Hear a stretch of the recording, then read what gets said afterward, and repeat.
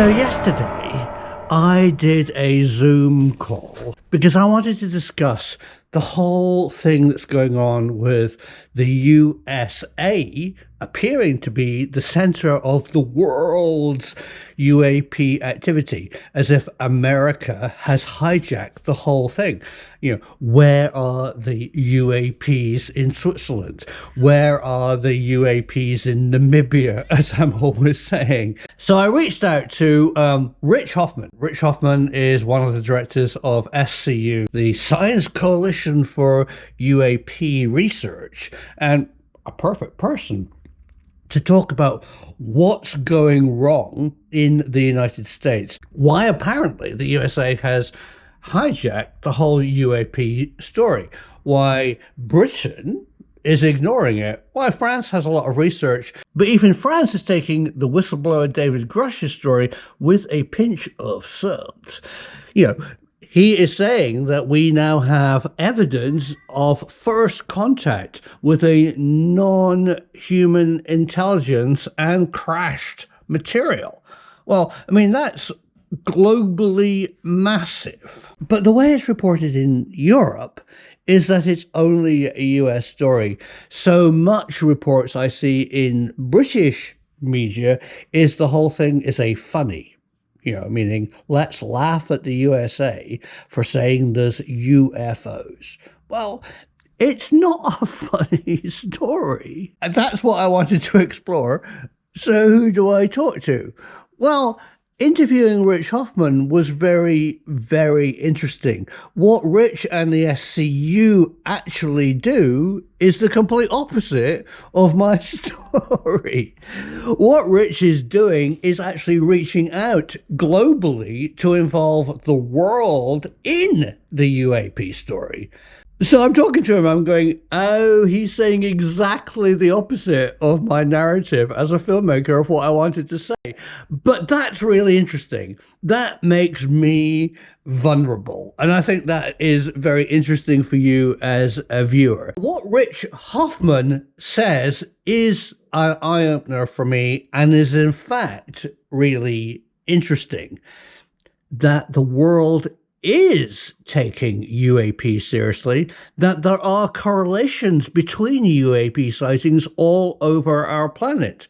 That means, of course, that they are potentially more real than the way that it's been reported by the media, and we're seeing the same type of UAPs in Namibia and in Switzerland and in Australia and all over the place. So please excuse me as a filmmaker and as a director trying to pre-script the narrative, and let's actually listen clearly to what Rich Hoffman has to say about how the UAP debate is a global story.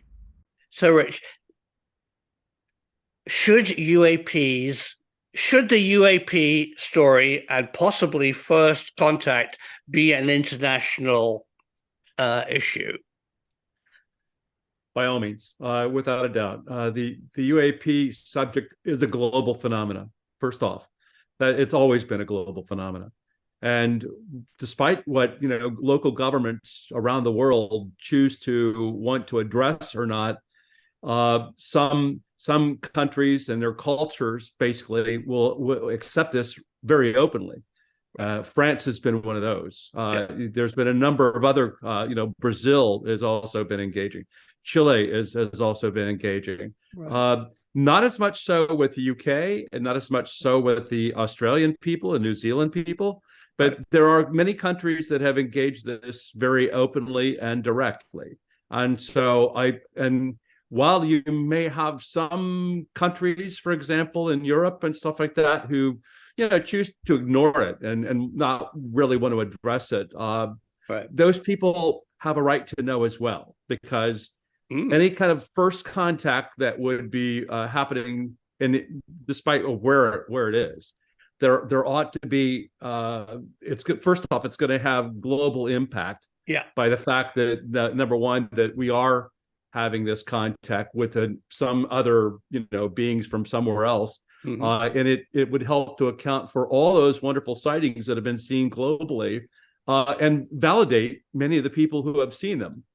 So it's very important that the world take a look at this on many levels, from a religious standpoint, from Right. a political standpoint, from a financial standpoint, from a number of different perspectives. You need to be, looking at this. And so the way I look at it would be like, let's assume, for example, that the United States were the first ones contacted. I'm not trying to be, like, No. well, that's the wonderful United States, but let's say that Right. that happens. In the United States, where there seems to be a lot of political activity right now, finally, and there's always been some sort of military, Right. encounter, if you would, experience. Protocols have already been put in place to be able to address this type of thing. Ah. And so I work in the DoD, the Department of Defense, Right. and we do have protocols for this kind of thing should it happen. Right. The question is, would it, would it be a peaceful contact? Right. Would it be some sort of a military or threat engagement? Or would it be neutral? And Right. depending upon the nature of that contact, you would then go and begin to address your approach to it. Hang on one second. I'm getting Yes. an emergency alert. We're having an emergency test I here. know. I saw that. Right. Well, good. It works. All right, I got that taken care of. I apologize, but yeah, No, we no, had no. You got a it. national emergency broadcast test that just happened around the entire United States. Right. I saw it. I thought, oh, I was hoping it would have happened an hour ago, but that's fine. Oh, I'm glad it worked. But your answer is absolutely fantastic. Do you want to finish your thoughts? If you want to pick up on, or maybe repeat, if it was a military threat, you started that, and then go on to whether it's other types of encounter. Who else would be involved? Depending upon the nature of the contact, how it happened, did it indicate that it was going to be a very friendly kind of exchange? Did it seemingly is it one in which we perceive that there might be some sort of a threat, and or is it a neutral kind of thing? Where you might want to analyze it, look at it for a period of time before you actually engage, or monitor it after you've actually made the contact, because you're just not sure where things are going. Right. And so in the case of military, you would have the president engaging the Emergency Operations Center. You would have the military engaging its set of protocols. There would be some type of an evaluation in terms of bringing intelligence assets together to be able to see what, if anything, that could be determined there. You'd be having meetings with scientists from a variety of disciplines, if you would, getting together as well to be able to now come together and try to present a comprehensive picture as to, well, what do we know, if anything? What would be our response to the kind of communication that we had? Do we need to engage them? And then could we engage them from a military standpoint? And I'll be honest with you right now, that when you look at the Nimitz encounter that happened, where you had an object that dropped from 20,000 feet, stopping above the water in less than 1 second, before you could even say the number one, it was already had dropped that far, and it stopped above the water. With that kind of technology there, you don't stand a chance with any kind of our current technology to be able to try to do something about it. So they are far superior than us. Yeah. But you'd be looking and trying to analyze what their intent is. You'd be again trying to determine whether or not it's some sort of a détente relationship you'd have. And I come back to the fact that you have all this like intense activity in the United States, but from the political perspective, you would also have the president reaching out to all of the potential NATO allies around the world, plus engaging a whole variety of other people like the Vatican or some other, to let them know that this is going on, and that, oh, by the way, it's just not a U.S. thing. It might need to be a more of a world thing that happens when we have this contact. So If it definitely it's militaries, then you're going to have the military Yeah. engagements with all of the NATO partners and everybody else engaged in this, and they would be getting constant updates in terms of communications. We have classified systems we use to be able to talk to our NATO partners. Right. We keep them informed all the time. We're letting them know of every aspect of this whole thing and be extremely open and transparent about it. Mm. So I think that, for the most part, Europe, Canada and a whole bunch of our NATO partners and things would probably be the first ones that we would be engaging, Right. again, because we just don't know what to expect with these encounters, right? Right. It's a new thing. And so, that's what I understand. And we'd probably even be sharing some of our protocols we've got with our NATO partners if they don't have anything either.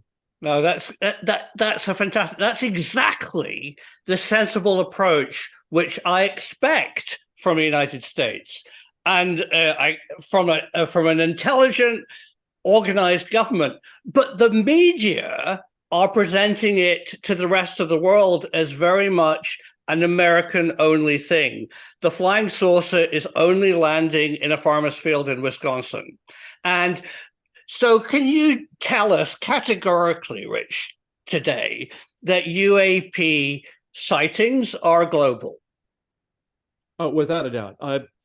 UFO sightings have always been a global phenomenon. Right, I've been at this now for like close to 60 years. right, And over my 60 years of addressing this phenomena, since I was even 13 years old, uh, I have been reading literature from around the world, written by people from around the world. right. And in fact, just to let you know, SCU, the Scientific Coalition for UAP Studies, that I'm an executive board member of, Yeah, we have over 260 members, and a good number of them from all over the world. right, I'm engaging in meetings and collaborating with people in, Sweden, Norway, right, UK. We're talking to scientists in Italy. We're talking to right, people all around the world on this. And in fact, my the conferences we have, and I just had one this past excuse me, past September, right, we had a situation where, bottom line is, we had people from around the world that were attending the sessions, right? right. And so, bottom line is that we are globally, and we're conversing with everybody around the world on this subject. It's excellent, and that's what it should be very much. Yeah. To I think the media are slightly hijacking it, and especially here in Europe, and are seeing it. I see Britain as a very poor example of not taking the UAP story that seriously, and are addressing what's going on in Congress and the David Grush story and all the stuff about UFOs as a bit of a funny story, where in fact France is taking it far more seriously. And as you say, we here in France have actually a much more open way of reporting and categorizing UAPs. But I've got a really interesting question for you, because you're just the man who would know this. Have your contacts globally seen any correlation or any similarities between sightings from the stuff which has been recorded by Department of Defense sensors in the US and other countries? Have you come across a similarity in sightings?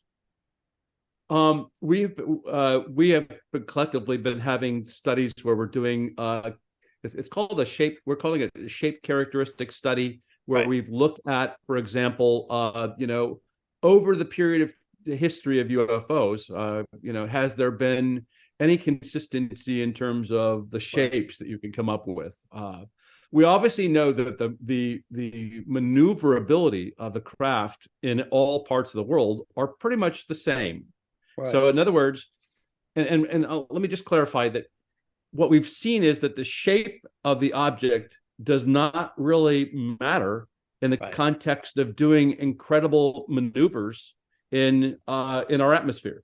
So in other words, what I'm saying is, you have to think about this, like we build aircraft and stuff Right. like that to be, have Yeah. streamlined to be able to maneuver through the atmosphere. Hmm. Well, you could have an object that's a cube, or you could have a dumbbell shape, or you could Mm. have a triangular shape, or you could have an oval shape or a Mm. circular shape, or any of these shapes, and they all can go from hovering to instantaneous acceleration in any direction. Right. In it, and they also can make, like 90-degree turns. They Right. all don't seemingly have any impact on our atmosphere, meaning that you don't hear a sonic boom Right. because it's going above a Mach 1, to be able Right. to get to its speed. And they Uh, travel a lot faster than Mach 1. So that oh, immediately yeah. implies that maybe the correlation between the way that they move and the way that they appear is a clue to their similarity, or there's some correlation between that. Correct. And so and then, so that being the case, what we've seen is that there's despite the fact that there are things that tend to Mm. be, people, and much of the reporting we've had in the past has been largely, either through a photograph or anecdotal. We Right. have not had until recent the technology to be able to make even more Right. understanding, a better understanding of the objects. Mm-hmm. So if you take, for example, triangular shaped objects, well, they were seen in Belgium, Right. Mm-hmm. and so they were seen there and reported there. Well, we've had them in the United States. Right. We've had, the disc shaped objects have been reported around the world. Right. And so again, the maneuverability, their ability to move Mm. and do the things that they do are very consistent around the world. The shapes have a little bit of changes in terms of some things. Right. We have objects that seemingly they when they say that they instantaneously vanish. They might vanish from the site, but Right. it's misinterpreted by the individual thinking that it just disappeared. Right. You get what I'm saying? But it's Yeah. because it's going at a hypersonic speed and Right. was not visible to the witness, right? The eye couldn't keep up with it. Absolutely. So Absolutely. you have that, but again, no sound, no Uh, heating up in the atmosphere. They've been seen underwater around the globe. And the thing is that they're mm. transmedium, so that means that they can Right. go, the same object can go underwater, in the air, and in space. Right. And we don't have any technology that we build that can do those kind of things. Right. Currently, you can't take a submarine and expect it to fly.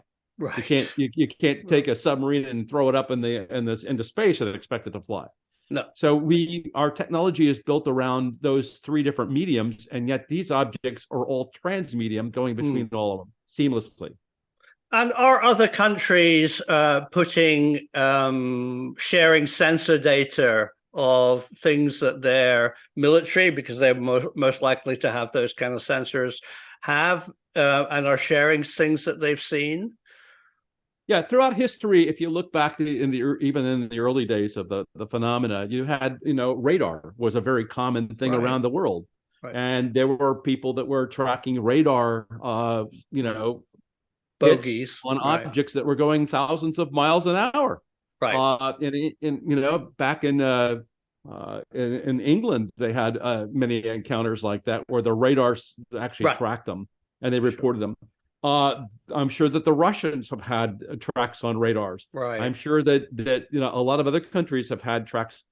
Mm-hmm. The challenge we have is, number one, I think, is like largely the fact that we need somehow have, a lot of countries write in their own languages. Many people in the United States Right. don't speak any of those languages, and it's not until recently we actually have translation systems so we can actually do something with it, right? Mm-hmm. So, we're all limited in being able to, let's say, read French, because in the Right. United States we don't speak, and so there might have been Right. a lot of great writings in France, Yeah. and we just couldn't read it, right? Right. But now that's all changing, and we're suddenly able to now read other countries' reports.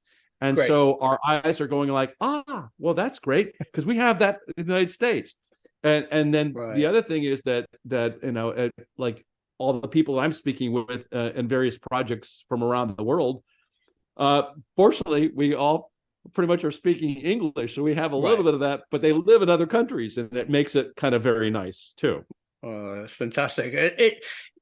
It is a global story, and I can't believe that any single country that was, say, blessed in having the right sensor technology, the astronomical technology, to actually firmly confirm that there is something visiting us from another world or transdimensional or whatever, would be, who wouldn't share it. I mean, it's so important. And It is. yeah, we really have to get that message across. And so, what do you think the media are doing at playing at this story being only an American story? What do you think their agenda is? Right. I've always been curious about it. It seems to me that the vast majority of the media articles I get tend to be the Mirror Oh, or something in the UK press, right. or that seemingly comes out talking about it more. But yet, when I talk with Right. people in England, for example, about this, I say, well, what is your government doing? They're saying, well, they're not being transparent and they're not doing anything as far as I can tell. And so you're spot on in the sense that you have this media frenzy that goes on with Yeah. what's going in the United States because we're being transparent. I mean, we're finally getting that transparency, right? Right. So, okay, well, maybe that's a press to be able to get the UK to wake up or something of that nature. Maybe it's to Yeah, educate there's the still. public. I worked, Rich, for BBC Science for years, and anytime we ever proposed to do something on the highly strange or the exotic, we would just be laughed at by management who Sure. would say, we're not doing those damn flying saucer stories. And I get that impression also from maybe some aspects of British government, and certainly there's almost no reporting of the David Grush story in Britain, apart from trying to make fun of him. And of course, we don't really know what is going to come out of that story. But if what he's saying is in any way true, that we actually have evidence of a craft or non-human intelligence, as he carefully says, that is such a big story and needs to be taken seriously, as you said, and Yeah. by the SCU and other people all over the world. To me, the Grush story is a rather interesting one in the sense Right. that first off, you know, let's look at this way. Well, what do we know from history? Well, let's see. Right. There have been crashes in Roswell, New Mexico in 1947. There were crashes that are allegedly happened all throughout our literature. The Kingman alleged crash, Right. the Trinity crash. Right. There's a whole bunch of crashes that have been reported in United States literature. Uh, Yeah. and then you have even in Kecksburg, Pennsylvania, a crash. Right.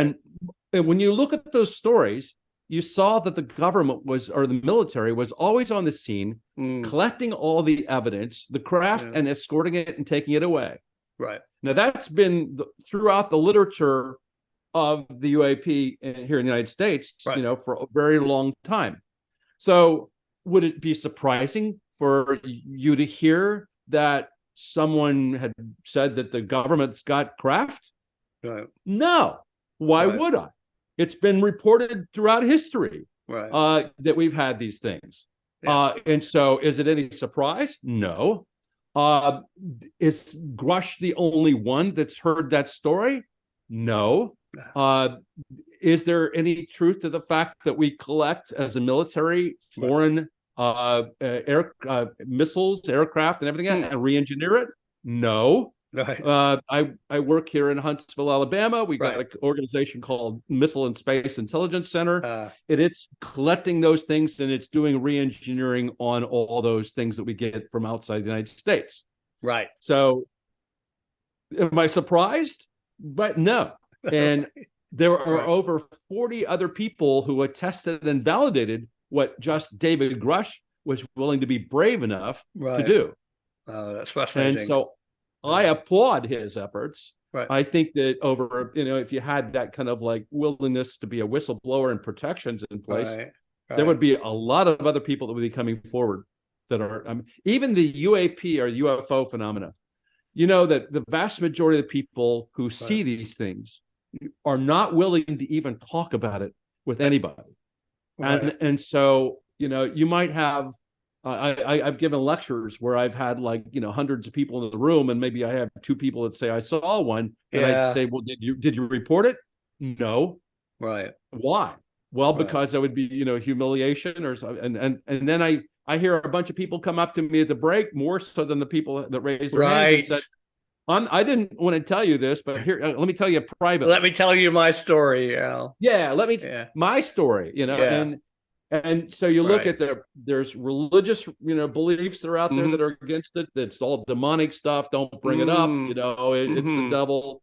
There Right. are there are families and military careers that used to exist where if you talked about it, your career Right. is ruined. You're not going to be treated. It's all a joke. And yea, verily, don't talk about it. And so we've been culturated Right. not to talk about it. It's so important to make sure that this story isn't seen as just an American story. And what you've said tonight, thank you so much for making it obvious that this is a global event and that we have to share every bit of data that we can find from all the countries, because it affects us as mankind. If it's SETI, if it's a censor, if it's a Department of Defense, if it's a man on a hilltop in France who actually confirms with good sensor data first contact, it affects us all as members of the human race. It would change us, change humanity. It was most definitely would. I would be curious to find out, like, I mentioned to you what we would do in the context of the United States with this Right. approach of first contact. It would be interesting to find out, well, if you looked at that from the standpoint of UK and the fact that they're so closed mouth about the subject, Right. what would be their response? Or France would probably have a different response completely, to the UK. Yes, it would. And so and then you have to like wonder what happens if that first contact is in Russia, or Right. what happens if it's the first contact is in Ukraine or something. Right. It's like, okay, that's a whole other dynamic, and Right. how do you begin to address that perspective, right? Right. Right, exactly. No, it's an absolutely fascinating issue. I knew that you would do a wonderful job, as you have done, in making it an international story, and that's my message. So thank you very much. So that was great. Thank you very much, Rich Hoffman. Really challenged my preconception of what anybody would say about UAP, and absolutely made the point that first contact changes humanity and is a global issue. Do you, as patrons or a YouTube viewer, enjoy me interviewing people? I find it a bit challenging, but maybe that's what makes it good. Whom would you suggest that I speak to next? There's lots of great people out there. If you enjoyed Rich Hoffman's interview, please give this film a thumbs up. It really helps the channel be popular with YouTube. I can't thank my patrons enough. All of this actually costs money to make, and if you would like to support my channel and get me a better chair, become a patron today. Thank you very much. Because of you... Stop it, Simon. Because of you, the truth is out there.